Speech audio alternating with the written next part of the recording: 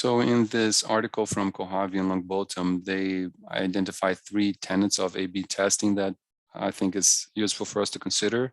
So the organization wants to make data-driven decisions and has formalized the overall evaluation criterion.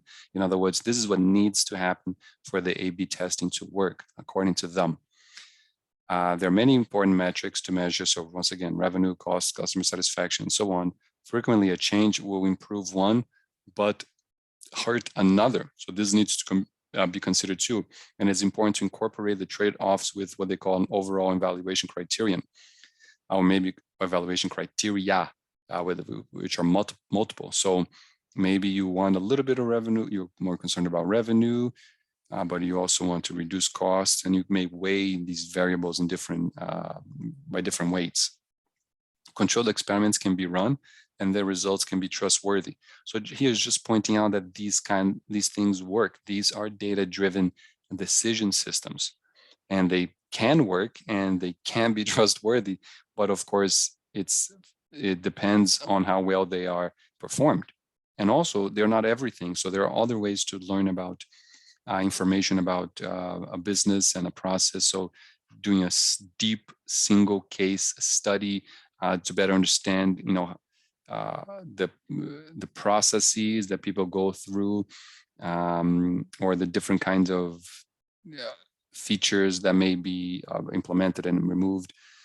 There are certain user interactions with devices that may be important to consider. So maybe interviewing people, right? We kind of have added interviews and focus groups. The cost of changes need to be considered. All of these very different variables need to be considered as well. But controlled experiments can be a valuable activity. They also write that we are poor at assessing the value of ideas. So they write that only 33% of experiments show successful treatment changes.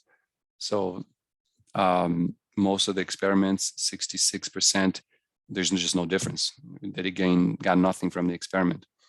At Google, only 10% of experiments lead to actual business changes. So even though maybe they have about 30% showing that one was better than the other, but they didn't actually implement the change. Only 10% of them does. But I didn't really understand if this was an argument for more or less experiments. Indeed, because we are poor at assessing the value of ideas, it seems that the controlled experiments, the A/B testing, would be useful. So at least we have some more understanding of which idea has more value. So this would seem like it's really argument for more testing, even though we have to recognize that it doesn't mean that all your tests, or even most of your tests are actually going to give you actionable information. Next, we'll go into A/B testing in a large social network.